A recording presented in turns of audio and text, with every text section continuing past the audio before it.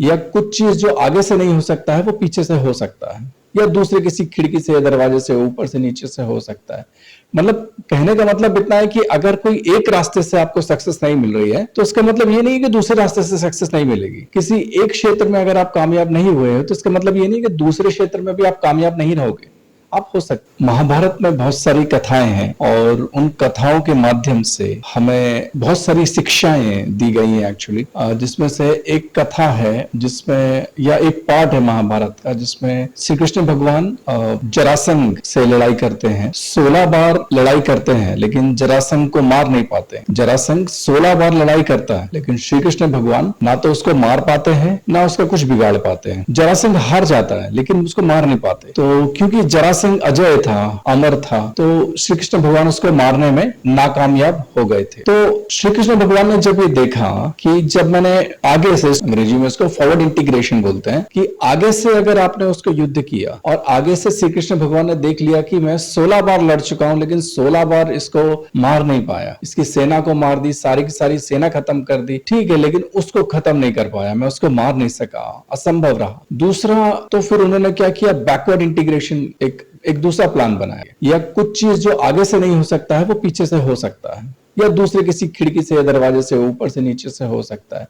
मतलब कहने का मतलब इतना है कि अगर कोई एक रास्ते से आपको सक्सेस नहीं मिल रही है तो इसका मतलब ये नहीं कि दूसरे रास्ते से सक्सेस नहीं मिलेगी। किसी एक क्षेत्र में अगर आप कामयाब नहीं हुए हो तो इसका मतलब ये नहीं कि दूसरे क्षेत्र में भी आप कामयाब नहीं रहोगे, आप हो सकते। ये जस्ट एक मोटिवेशनल स्टोरी है और एक माइथोलॉजी है, बहुत अच्छी स्टोरी है कि श्री कृष्ण भगवान जब 16 बार जरासंध से लड़ाई कर चुके थे, 16 बार उसकी सेना को भले ही उन्होंने मार दिया लेकिन उसको मारने में नाकामयाब रहे। तो बहुत समय के बाद फिर उन्होंने क्या किया, एक अर्जुन के साथ, भीम के साथ वो गए। जब महाभारत में जब द्रौपदी का चीरहरण हुआ था, युधिष्ठिर ने जब वो जुआ खेला महाभारत, तो वो जुआ खेलने के बाद जब वो द्रौपदी को जुए में हार गया और फिर जब द्रौपदी का चीरहरण हुआ तो उसके बाद जब उनको 14 साल का वनवास मिला, तो उस वनवास के दौरान, वो वनवास एक्चुअली एक प्लानिंग और युद्ध की तैयारी के लिए उन्होंने यूज किया। तो ये बताता है कि किसी भी युद्ध को लड़ने के लिए और जीतने के लिए एक बहुत लंबी तैयारी की जरूरत पड़ती है, बहुत सोच समझ कर, प्लानिंग कर उसकी तैयारी करके उसको लड़ा जाता है। ऐसे ही अगर कोई एग्जाम दे रहे हैं, अगर आपको पैसा कमाना है या और ज्यादा पैसा कमाना है, कहीं पर आपका फेलियर है, तो उसके लिए आप थोड़ी सी प्लानिंग कीजिए कि देखिए कौन कौन से एरियाज है जहां पे आपको इंप्रूव करना है। मान लो अगर इंग्लिश नहीं आती तो इंग्लिश सीखिए, अगर आपको कंप्यूटर्स नहीं आता तो कंप्यूटर्स का आप नॉलेज लीजिए, जाके उसको सीखिए। अगर आपको मार्केटिंग में कमजोरी आ रही है तो मार्केटिंग के कुछ लेक्चर्स अटेंड कीजिए, कुछ बुक्स पढ़िए, कुछ लोगों से मिलिए, प्लान बनाइए अलग अलग तरीके की। ये थोड़ा सा इसमें टाइम लगेगा, पर अगर आपको एक निश्चित एम है, आपका गोल है, उस तक आपको पहुंचना है, तो पहुंचने के लिए थोड़ी सी प्लानिंग चाहिए होती है। और प्लानिंग करने के बाद उसकी तैयारी, यानी कि उसका प्रोसेस, पूरा का पूरा प्रोसेस, वो बहुत जरूरी होता है कि छोटे छोटे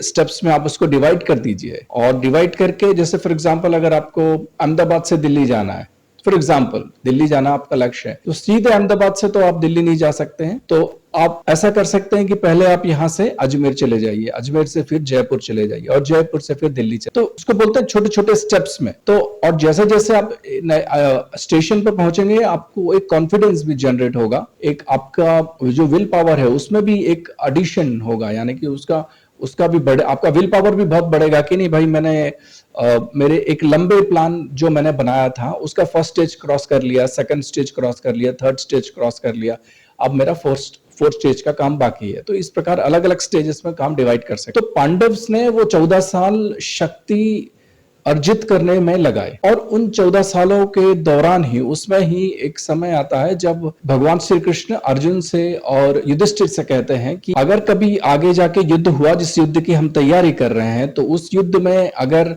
विजयी में सबसे बड़ी बाधा अगर कोई होगा तो वो अगर जरासंध होगा, क्योंकि जरासंध को 16 बार मैंने परास्त करने की कोशिश की और मैं उसको हरा नहीं पाया।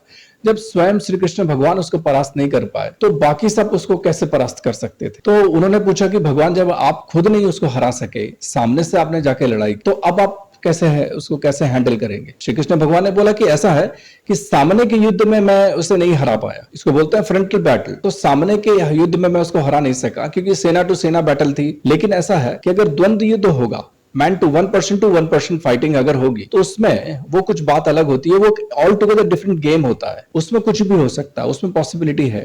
तो पॉसिबिलिटी उनको पता था कि वो, तो उन्होंने बोला किस तरीके से जाया जाए। तो अब श्री कृष्ण भगवान ने अर्जुन और भीम को अपने साथ ले गए और तीनों ने ब्राह्मणों का वेश धारण कर लिया। ब्राह्मणों का वेश बनाकर वो जरासंध के महल पर शाम को गए। अब जरासंध की एक हैबिट थी, या उसकी एक डेली हैबिट या डेली रूटीन था।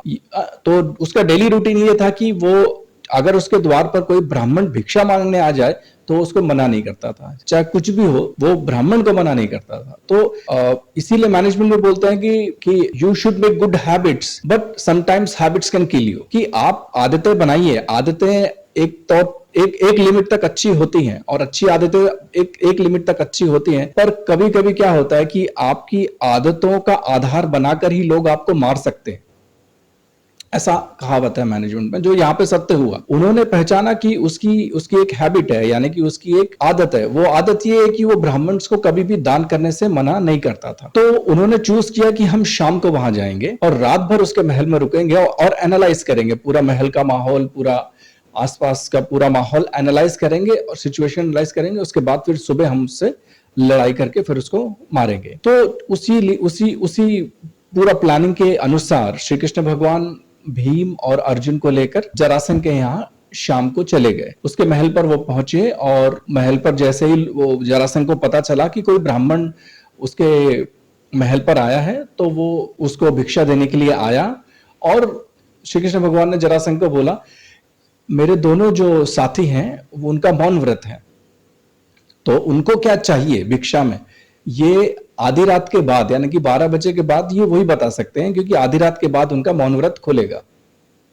ये टैक्टिक्स थी कि दोनों का मौन व्रत है, भीम का और अर्जुन का, तो मुझे चाहिए जो वो तो मैं बता सकता हूं, लेकिन इन दोनों को क्या चाहिए वो तो यही बता सकते हैं ना। तो रात को 12 बजे के बाद ही बता सकेंगे ये दोनों कि इनको भिक्षा में क्या चाहिए।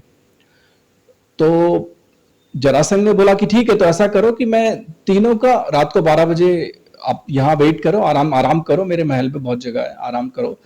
और आराम करके मैं 12 बजे आऊंगा रात को, और रात को पूछ लूंगा कि तुमको क्या चाहिए, तुमको जो चाहिए होगा वो मैं दे दूंगा। उन्होंने बोला ठीक है।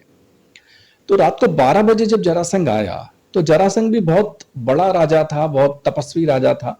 उसने भी अपना ऑब्जर्वेशन किया, उसने देखा कि ये ब्राह्मण के वेश में आए तो है, लेकिन ये ब्राह्मण जैसे लगते नहीं है, ये ब्राह्मण है नहीं, ये बॉडी बिल्डर जैसे हैं। फिर जो तीर धनुष चलाता है तो बार बार तीर पकड़ना है, तो हाथ की 2 उंगलियां, ये 2 उंगलियां स्पेशली इसमें थोड़ी सी चमड़ी कुछ मोटी हो जाती है या थोड़ी सी कठोर हो जाती है। जो गधा चलाता है तो उसके हाथ, क्योंकि हाथ से गधा पकड़ते हैं तो हाथ कठोर होते हैं। तो जरासंध ने ऑब्जर्वेशन किया कि ऐसा लगता तो नहीं है कि ये ब्राह्मण है। तो उन्होंने जरासंध ने पूछा सामने से कि आप लोग ब्राह्मण वेश में हैं जरूर, लेकिन मैं ऐसा मानता नहीं हूं कि आप ब्राह्मण हो, तो आप बताइए आप कौन हो और आपका आने का उद्देश्य बताइए कि आप क्यों यहाँ आए हो। मेरे घर में एक बैकडोर एंट्री है जिसको बोलते हैं, आपने क्यों ली है, पिछले दरवाजे से आने का आपका क्या मतलब है। तो फिर श्री कृष्ण भगवान ने अपना परिचय दिया कि मैं श्री कृष्ण हूं और ये भीम और ये अर्जुन है, और हम आपको द्वंद्व युद्ध यानी कि मल्ल युद्ध जिसको बोलते हैं 1% to 1% फाइट, आप ऐसा बोल सकते हो। 1% to 1% फाइट को द्वंद्व युद्ध बोलते हैं कि एक आदमी के साथ एक आदमी लड़ेगा।